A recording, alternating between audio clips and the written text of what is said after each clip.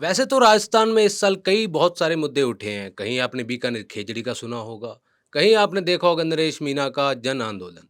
लेकिन जो मुद्दे की हम इस बार बात करने वाले हैं वो 2026 का नहीं, बल्कि 2018-2021 का पेपर लीक मामला।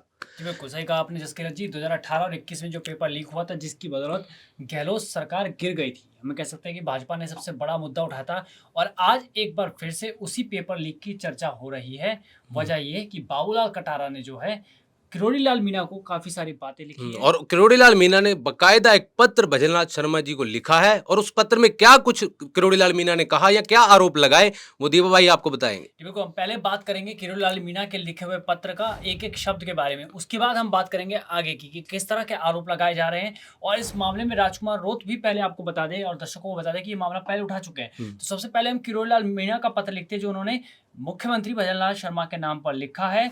उन्होंने लिखा है कि मेरी हाल में ही जो है जो उनकी मुलाकात हुई थी बाबूलाल कटारा से, उसको लेकर उन्होंने बताया कि एक साधारण आदिवासी परिवार से होने के कारण उन्हें अकेले को ही निशाना बनाया जा रहा है। ये बाबूलाल कटारा ने कहा है। और राजकुमार राउत ने भी यही सवाल राजकुमार उठाया राउत था ने एक भी बार। यही कहा था कि इस मामले में और भी तमाम आरोपी थे, आखिर उन पर अभी तक एक्शन क्यों नहीं लिया गया? सिर्फ़ बाबूलाल कटारा को ही क्यों फँसाया जा रहा है? क्या इसकी एक वजह यही है कि वो आदिवासी हैं, इस वजह से बाबूलाल कटारा को निशाने पे लिया गया? और यही बात पत्र में भी लिखी गई है, जो बाबूलाल कटारा ने किरोड़ीलाल मीणा को कही थी।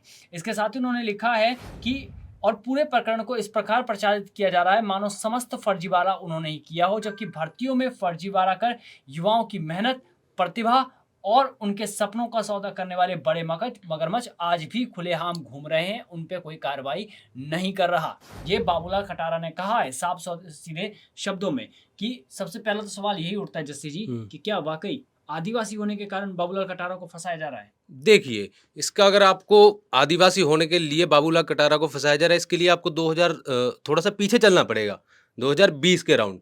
जब आपको याद होगा डूंगरपुर में आदिवासियों ने एक आंदोलन करा था, जिसमें कई लोगों की माफ़ कीजिए 2 लोगों की जान भी गई थी और कई गाड़ियों को आग के हवाले भी किया गया था। फिर गहलोत सरकार ने आदिवासी जो भर्ती के लिए आंदोलन कर रहे थे भी, हुँ। सरकारी कर्मचारियों, सरकारी टीचर्स के लिए, सरकारी पदों के लिए आदिवासियों की भर्ती होनी चाहिए। एक तरह से उनका एक सेपरेट आरक्षण टाइप होना चाहिए। तो उन्हें खुश करने के लिए अशोक गहलोत की सरकार ने उस समय बाबूलाल कटारा को राज्यपाल को रिकमेंड किया था भी इन्हें आरसीएससी का आरपी आर सदस्य बनाया हाँ, जाए, सदस्य आरसीएससी बनाया का जाए। सदस्य बनाया जाए। और उसके बाद से ही अब जब बाबूलाल कटारा पे आरोप लग रहे हैं और लगातार ये कहा जा रहा है कि बड़े मगरमच्छ को फँसाया जाना चाहिए, हुँ, बड़े मगरमच्छ अभी भी खुले घूम रहे हैं। सवाल ये है कि आखिर वो बड़े मगरमच्छ कौन है? हुँ। क्योंकि नाम देखिए बताइए आप नाम जनता नाम को। तो अभी बताएँगे कि और किसके नाम हैं, लेकिन सवाल उससे पहले ये भी उठते हैं कि गोविंद सिंह डोटासरा पे भी, क्योंकि वो शिक्षा मंत्री थे उस समय पे। इसी वजह से जो है विधायक गोपाल शर्मा ने आज भी विधानसभा में कहा आज कि वो जेल में विधानसभा में। जाएँगे। इससे पहले मदन दिलावर भी कह चुके हैं कि वो मेरे अच्छे दोस्त हैं लेकिन जेल में जाएँगे, हालाँकि अभी तक कोई एक्शन नहीं लिया गया है। अब आगे सुनिए कि आगे बाबूलाल कटारा ने किरोड़ीलाल मीणा से क्या बात कही और किरोड़ीलाल मीणा ने जो मुख्यमंत्री भजनलाल शर्मा को पत्र लिखा है, उसमें क्या लिखा हुआ है। इसमें लिखा है कि बाबूलाल कटारा ने ये भी कहा कि डॉक्टर साहब आपने भर्तियों में फर्जीवाड़े को लेकर जो भी सार्वजनिक रूप से कहा था, वो सब सच था। जब-जब आप बोलते थे, आयोग में खलबली मच जाती थी। उन्होंने मुझे अवगत कराया कि उनके कार्यकाल के दौरान आयोग में तत्कालीन अध्यक्ष, नाम सुनिएगा आप, संजय श्रोत्रिय, कार्यवाहक अध्यक्ष एवं सदस्य शिव सिंह राठौर और अन्य सदस्यों द्वारा संगठित रूप से पूरे फर्जीवाड़े की साजिश रची जाती थी। ये पहले से तय किया जाता था कि अभ्यर्थी को साक्षात्कार में कितने अंक देने हैं। जब मैंने उनसे पूछा कि क्या ओएमआर शीट एवं उत्तर पुस्तिकाओं को में भी गड़बड़ी की जाती थी, तो उन्होंने स्पष्ट कहा कि जब साक्षात्कार में अंकों का खुला खेल हो सकता है, तो ओएमआर शीट और उत्तर पुस्तिकाओं में फर्जीवाड़ा क्यों नहीं हो सकता। ये बाबूलाल कटारा के शब्द हैं जो उन्होंने किरोड़ीलाल मीणा को कहे हैं कि जब जो इंटरव्यू होता था उसमें फर्जीवाड़ा किया जा सकता है, तो ओएमआर शीट पे क्यों नहीं किया जाता। और हाल ही में भी ओएमआर शीट घोटाला भी सामने सामने आया आया। था। इसके आगे उन्होंने लिखा है, मैं पूर्व में ही एसओजी को इस बात के पुख्ता साक्ष्य यानी सबूत सौंप चुका हूं कि श्री दीपक उप्रेती, शिव सिंह राठौर, संजय श्रोत्रिय ने आयोग में अपने अपने कार्यकाल के दौरान ओएमआर शीट एवं उत्तर पुस्तिकाओं में बड़े स्तर पर अंकों में फेरबदल कर योग्य अभ्यर्थियों के साथ गंभीर गंभीर धोखाधड़ी की है। देखिए ओएमआर शीट घोटाला हालांकि भजनलाल शर्मा के समय में खुलासा हुआ उस चीज का, लेकिन जो दाग थे वो कांग्रेस के समय के थे। अब भजनलाल सरकार तो कह रही है कि हम जो है पूरी तरह से इसमें एक्शन ले रहे नहीं, हैं। दीपक भाई एक बात बताइए, जैसे इसी पत्र में किरोड़ीलाल मीणा ने लिखा है भी बाबूलाल अभी अभी कटारा को अभी सरकारी गवाह बनाना चाहते हैं ये वो। बात मैं बताऊँगा, क्योंकि हुँ, अभी पत्र पूरा नहीं हुआ, ये सिर्फ़ 1 हुँ। पेज था, क्योंकि नहीं, नहीं, 3 एक पेज मन का। में बीच में सवाल आ गया, हाँ, रोकने के लिए माफ़ी चाहता हूँ, लेकिन बीच में मुझे एक सवाल आ गया। आप जैसे कह रहे हैं अभी काफ़ी समय से जो चल रहा था, वो अमर सीट का भी नया खुलासा हुआ है। तो क्या इस पत्र के जो किरोड़ीलाल मीणा जी ने पत्र लिखा है, इसके बाद का आपको क्या लगता है कितना बड़ा एक्शन होगा गहलोत सरकार के खिलाफ और आने वाले समय में उतना कितनी हानि देखिए, हो सकती है? जब से भजनलाल सरकार बनी है तब से यही कहा जा रहा था कि हम बड़े मगरमच्छों को पकड़ेंगे, बड़े मगरमच्छों को पकड़ेंगे, लेकिन 2.5 साल बीत चुके हैं सरकार को, अभी तक एक भी मगरमच्छ नहीं पकड़ाया गया। वहीं किरोड़ीलाल मीणा जो लगातार इस मुद्दे को उठा रहे थे, जस्सी जी आपको याद ना हो, हुँ, लेकिन मैं आपको बता दूं कि दर्शकों ने वो संघर्ष देखा है जब किरोड़ीलाल मीणा पेपर लीक को लेकर सड़कों पर बैठे हुआ करते थे। आज वो विधानसभा में, तो कहीं ना कहीं उनका भी ये दिल दुख रहा होगा कि जिन युवाओं के लिए मैंने आवाज़ उठाई, उन युवाओं को आखिर न्याय कब मिलेगा? क्योंकि सिर्फ एसआई भर्ती पेपर लीक का मामला नहीं है। जब हुँ। एक बाबूलाल कटारा ने जो किरोड़ीलाल मीणा को बात कही है, जो पत्र में जो बात है, अगर वो कह रहे हैं कि ओएमआर शीट में घोटाला हुआ था, तो ऐसे कितनी ओएमआर शीट में घोटाला हुआ था, इस बात का भी खुलासा होना चाहिए, ताकि उन छात्रों को जो कि रह गए नंबरों की वजह से, जो नंबर में फेरबदल हुए थे, उनको न्याय मिल सके। हुँ। अब हम आते हैं पत्र पर, क्योंकि पत्र अभी खत्म नहीं हुआ है। ये पहला पेज था। दूसरा पेज जहाँ से शुरू होता है वो ये है कि साल 2018 की आरएसएस मुख्य परीक्षा में उत्तर पुस्तिकाओं को जांचने की महत्वपूर्ण जिम्मेदारी शिव सिंह राठौड़ के पास थी। ये नाम आप याद रखना, शिव सिंह राठौड़। एसडीएम विश्वविद्यालय द्वारा इस कार्य के लिए प्रोफेसर शिवदयाल सिंह शेखावत को कोऑर्डिनेटर बनाया गया, जो शिव सिंह राठौड़ के घनिष्ठ मित्र हैं। शिव सिंह राठौड़ ने अपने चहेती फर्म को उत्तर पुस्तिकाओं की स्कैनिंग का कार्य सौंपा, जिनसे जिन अभ्यर्थियों के अंक बढ़ने थे या बढ़ाने थे, उनकी उत्तर पुस्तिकाओं चहेते समाज तक पहुंचाई जा सके। शिव सिंह राठौर ने अपनी चहेती फर्म को उत्तर पुस्तिकाओं की स्कैनिंग का कार्य सौंपा, जिससे जिन अभ्यर्थियों के अंक बढ़ाने थे, उनकी उत्तर पुस्तिकाएं चहेते परीक्षकों तक पहुंचाई जा सके, यानी कि जो चेक करने वाले होते हैं उन तक उत्तर पुस्तिकाएं पहुंच जाए, ये आरोप लगाए गए। मुख्य परीक्षा की उत्तर पुस्तिकाएं मात्र 18 दिनों में जांची गई। तय समय अवधि में आरटीआई के तहत प्रतियां उपलब्ध नहीं करवाई गई, क्योंकि कई अभ्यर्थियों के अंक और बढ़ाने थे। जिन प्रश्नों में नॉट अटेम्प्टेड यानी एनए लिखा हुआ था, उनमें चहेते अभ्यर्थियों को बुलाकर उत्तर लिखवाए गए और अंक प्रदान किए गए, जिसके प्रमाण मैंने एसओजी को तय समय पर सौंप दिए थे।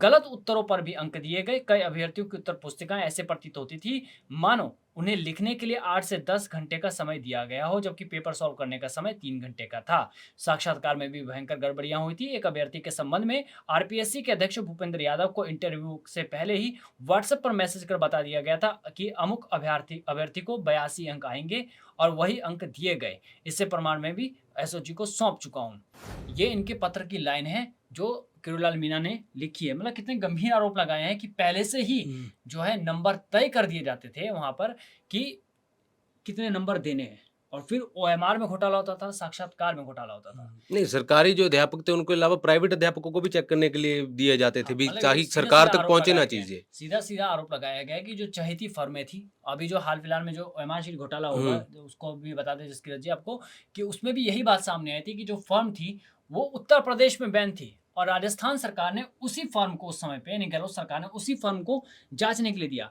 तो आप सोचिए कि जो एक फर्म एक राज्य में बैन हो, उसी फर्म को दूसरा राज्य दे रहा है, तो गड़बड़ी कितनी बड़ी होगी, घोटाला कितना बड़ा होगा। नहीं, जैसे-जैसे मामला सामने आ रहा है तो दीपक जी आपको क्या लगता है, इसी महीने में कोई और गिरफ्तारियाँ या जिन्हें मगरमच्छ कहा जा रहा है, काफ़ी समय से जब से ये चल रहा है, सालों से ये मुद्दा चल रहा है, तो आपको क्या लगता है इस महीने या अगले महीने कब तक आप इन मगरमच्छों को काबू कर देखिए, पाएगी सरकार सरकार? पर भी दबाव है, क्योंकि कहीं न कहीं हम कितनी भी बातें कर लें यहाँ पे सरकार की, सत्ता की, लेकिन आपस में घाल-मिल तो रहता ही है। कई बार हमें देखने को मिलता भी है विधानसभा के बाहर, जब 2 हुँ, नेता जो आपस में लड़ रहे हो सदन के अंदर, वो जब मिलते हैं तो किसी पुराने यार की तरह मिलते हैं। तो ये भी एक बड़ा सवाल है कि आखिर सत्ता में से कौन जाएगा? आखिर न्याय कब मिलेगा किस पूर्व युवाओं को? विधायक या पूर्व मंत्री पर एक्शन होगा? क्योंकि न्याय तो तभी मिलेगा ना, जब आप बड़े मगरमच्छों को पकड़ेंगे। हर बार आप यही कह देते हैं कि इसमें कई बड़े मगरमच्छ हैं, कई बड़े मगरमच्छ हैं। देखिए, अभी तक नाम किसी का नहीं आया। अब इसी में आगे जो पत्र में लिखा है वो सुनिए कि आरएसएस भर्ती 2021 में प्रश्न पत्र निर्माण की जिम्मेदारी कार्यवाहक अध्यक्ष होने के नाते शिव सिंह राठौर के पास थी, जिन्होंने मुख्य परीक्षा के 10 अंकों के एक प्रश्न को ट्वीट करके लीक किया और अन्य जरिए से चहेतों को प्रश्न की जानकारी दी, जिसके प्रमाण भी मैंने एसओजी को दे दिए। मतलब सोच रहे हैं आप, ट्विटर का इस्तेमाल कहाँ किया गया वही, था। माननीय उच्च क्रिएटिव न्यायालय हो गया, द्वारा, चोर भी क्रिएटिविटी आने बिल्कुल, लगी। माननीय उच्च न्यायालय द्वारा प्रारंभिक परीक्षा निरस्त किए जाने के आदेश के बावजूद शिव सिंह राठौर के दबाव एवं जिद के कारण मुख्य परीक्षा जल्दबाजी में आयोजित करवाई गई ताकि उनके चहेते अभ्यर्थियों का चयन सुनिश्चित किया जा सके। संजय श्रोत्रिय ने अध्यक्ष रहते हुए आरएसएस भर्ती 2021 की मुख्य परीक्षा की उत्तर पुस्तिकाएं निजी विश्वविद्यालयों एवं महाविद्यालयों के शिक्षकों से जांचवाई, जिससे अपने चहेतों को मनमाफिक अंक दिए जा सकें। इसके अलावा एक और नाम नया इसके अंदर आ गया है, दीपक उप्रेती, शिव सिंह राठौर और संजय श्रोत्रिय के कार्यकाल में आयोग द्वारा आयोजित सभी भर्तियों में बड़े पैमाने पर भ्रष्टाचार हुआ। प्रारंभिक परीक्षा यानी कि ओएमआर शीट, मुख्य परीक्षा और साक्षात्कार में बड़े पैमाने में फर्जीवाड़ा किया गया है। इस तरह की बातें उन्होंने लिखी है और इसके बाद लिखा है कि उपयुक्त साक्ष्यों के आलोक में यदि अनावश्यक हो तो संबंधित व्यक्तियों से हिरासत में लेकर पूछताछ की जाए, जिससे पूरे तंत्र एवं नेटवर्क की तस्वीर सामने आ जाए। साथ ही यदि जांच के दौरान यह आवश्यक एवं विधि सम्मत पाया जाए तो बाबूलाल कटारा को सरकारी गवाह बनाए जाने की संभावना पर भी विचार किया जाए, ताकि न्यायालय के समक्ष में तथ्यात्मक एवं ठोस साक्ष्य प्रस्तुत किए जा सके। ये किरोड़ीलाल मीणा ने एक आग्रह किया भजनलाल शर्मा से कि बाबूलाल कटारा को जो है अब सरकारी गवाह बना के पेश किया जाए, क्योंकि बाबूलाल कटारा मिले हुए तो इन्हीं से थे आखिरकार।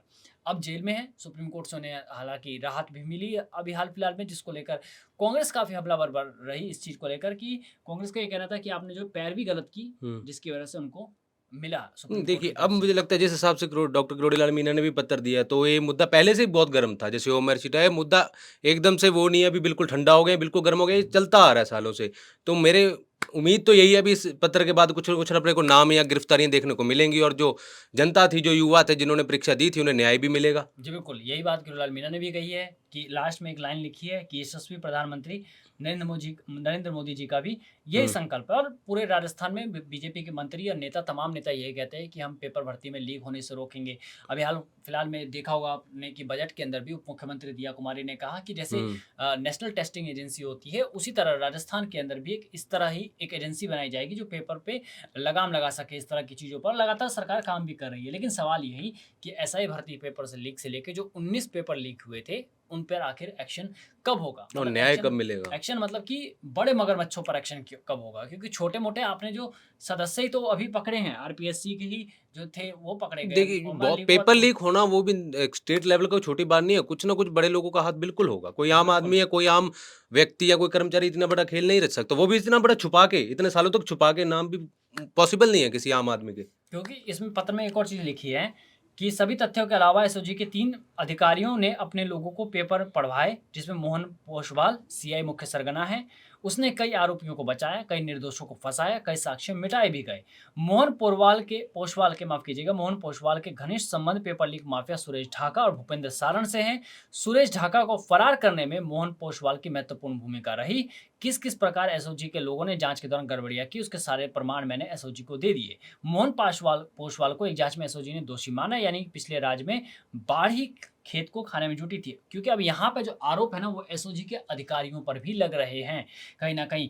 तो ये जो लिखी है लाइन की बाढ़ी कहीं ना कहीं खेत खाने में लगे थे, ये बड़ा ही गंभीर मसला है, और ऐसे अधिकारियों पर सरकार को ऐसा सख्त एक्शन लेना चाहिए कि आने वाले समय में वो नज़ीर पेश हो सके। बिल्कुल, हालांकि और जैसे जैसे नाम आ रहे, मुझे लगता है और भी लोगों के नाम आते ही जाएंगे इस तरह जी से। बिल्कुल, इस तरह जिस तरह से नए-नए खुलासे होते हैं, हर बार कुछ नए नाम आते हैं, और उन्हीं चुनिंदा लोगों पर, मैं कह रहा हूँ कि कुछ चुनिंदा लोगों पर ही एक्शन देखने को मिलता है सरकार का। क्या आपने आरपीएससी के लोगों को पकड़ लिया उस फॉर्म पे? आप सवाल का जवाब तो देना चाहिए सरकार को। इसी के साथ-साथ एक और मुद्दा दीपक भाई, जैसे आपने चलो मान लिया, फॉर कहने के तौर पे कहते हैं भी आपने जो सारे मगरमच्छ पकड़ लिए, जो भी आपने नाम दिए, जैसे मगरमच्छ दे रखा है पेपर लीक के जो मास्टरमाइंड है, तो फिर जो जनता, जो बच्चों ने, स्टूडेंट्स ने पेपर दिए, उन्हें क्या न्याय मिल सकता है?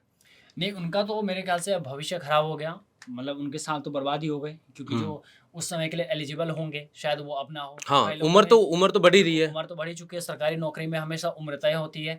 तो इस चीज़ को लेकर भी सरकार को ध्यान रखना चाहिए कि कहीं न कहीं उनको थोड़ी छूट दी जाए आने वाले छूट पेपरों दी में, जाए, या उनका कुछ ना कुछ एक कमेटी बिठा के कमेटी सबको बनाया जाए इस मिल चीज़ को लेकर। जो थे लेकिन बच्चे। हालाँकि ये पॉसिबल नहीं हो पाएगा जहाँ तक देखने को मिल रहा है, लेकिन सबसे बड़ा सवाल यही कि आखिर ये बड़े मगरमच्छ कौन हैं? कब इनके नाम के खुलासे होंगे और कब इनको गिरफ्तार किया जाएगा? क्या बाबूलाल कटारा को अब जो है सरकारी गवाह के रूप में पेश किया जाएगा? क्योंकि राजकुमार रोत भी कह चुके हैं कि आदिवासी हैं, इसलिए उन्हें फँसाया जा रहा है।